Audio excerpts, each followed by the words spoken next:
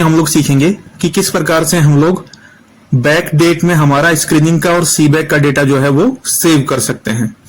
ठीक है, तो सबसे पहले हम लोग यहाँ पे इनरोलमेंट करेंगे। ये वाला पार्ट जो है वो सबसे इंपॉर्टेंट रहेगा इस प्रकार का कार्य करने के लिए। यदि हमको पुराना पिछला स्क्रीनिंग का डेटा और पिछला सी बैक का डेटा एंटर करना है, तो जब हम लोग इनरोल्ड कर रहे हैं, हमने यहाँ पे इनरोलमेंट पे क्लिक किया और ये जो फर्स्ट डेट जो आती है, ये डेट जो है वो ओल्ड ही सिलेक्ट करनी है। जैसे मैंने यहाँ पे 1 मार्च लिया है जो कि पीछे की डेट है। जब हम लोग इनरोलमेंट पुरानी डेट में करेंगे तभी हम लोग स्क्रीनिंग का और सी बैक का डेटा जो है वो ओल्ड डेट में सेव कर पाएंगे। तो ये मैंने इनरोलमेंट सेलेक्ट कर लिया। देन यहां पे हमने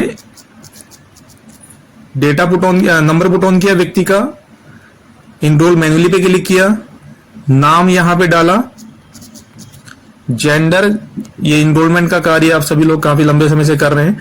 बस हमारा जो इंपॉर्टेंट यहां पे है वो ये ध्यान रखना है कि जब हम लोग इनरोलमेंट डेट सेलेक्ट कर रहे हैं वो डेट हमारी बैक डेट होनी चाहिए। पीवीटीजी स्टेट्स में नॉन पीवीटीजी कर दिया, सबमिट कर देंगे। अब ये इनरोलमेंट का कार्य हमारा पूरा हो गया है। इसके बाद में हम लोग सी बैक फॉर्म पे क्लिक करेंगे।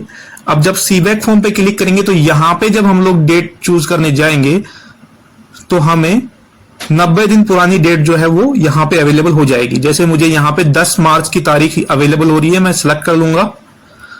उसके बाद में सी बैक फॉर्म के जो ऑप्शंस हैं वो मैं यहां पे फिलअप कर दूंगा। सी बैक फॉर्म के 4 पार्ट जो हैं वो यहां पे पूरा फिलअप कर लेंगे। तो ये जो सी बैक फॉर्म है ये हमारा 10 मार्च की तारीख में भरा हुआ माना जाएगा, क्योंकि पोर्टल पे इसकी एंट्री जब हम लोग कर रहे हैं तो हमने जो तारीख सेलेक्ट करी है वो 10 मार्च से सेलेक्ट करी है। पार्ट सी हम लोग फिलअप कर देंगे। ये सी बैक फॉर्म आप सभी ने काफी फिलअप किए हैं तो आपको आता होगा। पार्ट डी सबमिट कर देंगे।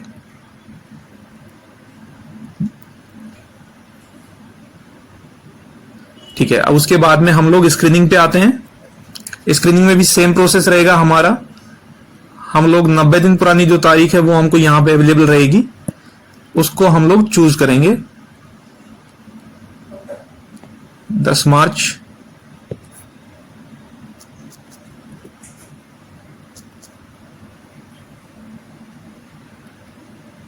पर्सनल हिस्ट्री,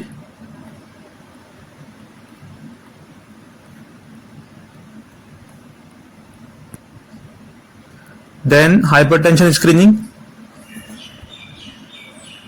यहां पे भी हमको 10 मार्च का ऑप्शन मिलेगा। आज की तारीख में जो है वो 10 मार्च का ऑप्शन अवेलेबल है। जैसे ही आज का दिन समाप्त होगा, कल का नया दिन शुरू होगा, तो ये यहाँ पे 11 मार्च आ जाएगा। ये हर बढ़ते दिन के साथ में पिछली तारीख जो है वो बढ़ती जाएगी। जो हमारी 90 दिन की जो ड्यूरेशन है ये उसको मेंटेन रखेगा।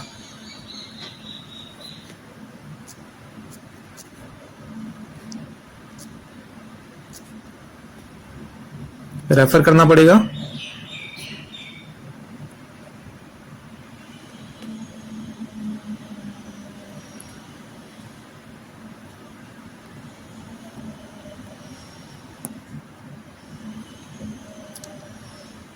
देन सेम वे में हम लोग डायबिटीज का डेटा एंटर कर देंगे।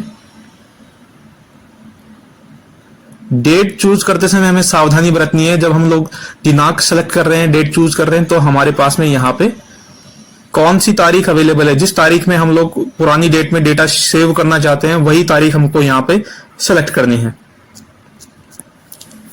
यह कार्य केवल उन केसेस में होगा जहां पे पुराना टारगेट अचीव नहीं किया गया है, जहां पे आपकी कोई पेंडेंसी रह गई है और वो डेटा आपको अचीव करने के लिए कहा जाता है, वो कार्य आपको पूरा करने के लिए कहा जाता है। उस केसेस में हम लोग पुरानी डेट में डेटा जो है वो सेव कर सकते हैं। ये उसके लिए प्रक्रिया है। तो ये आसान प्रक्रिया है, लेकिन हमें बस ध्यान ये रखना है कि जब हम लोग इनरोलमेंट कर रहे हैं, इनरोलमेंट पे क्लिक करने के बाद में, मैं एक बार दोबारा दिखा देता हूं। इनरोलमेंट पे क्लिक करने के बाद में जो पहला डेट हम लोग सिलेक्ट कर रहे हैं यहां पे, वो डेट यदि हम लोग ओल्ड डेट सिलेक्ट करेंगे तभी हमारे पास में 90 दिन वाला जो है वो ऑप्शन आएगा। अगर यहां पे हमने आज की तारीख सिलेक्ट कर ली है, मान लीजिए अगर मैं यहां पे 10 आज की तारीख सिलेक्ट कर लेता हूं, तो मेरे पास में पुरानी डेट में डेटा एंटर करने का ऑप्शन नहीं आएगा। हमें इनरोलमेंट करते समय जो डेट है वो पुरानी डेट यहाँ पे सिलेक्ट करनी पड़ेगी। उसी के बाद में हम लोग जो है वो सीबैक का और स्क्रीनिंग का डेटा पुरानी डेट में सेव कर पाएंगे। तो ये इंपॉर्टेंट है, जब हम लोग इनरोलमेंट डेट सिलेक्ट कर रहे हैं वो डेट हमें पुरानी डेट में सेव करनी है। थैंक यू, धन्यवाद आप सभी का।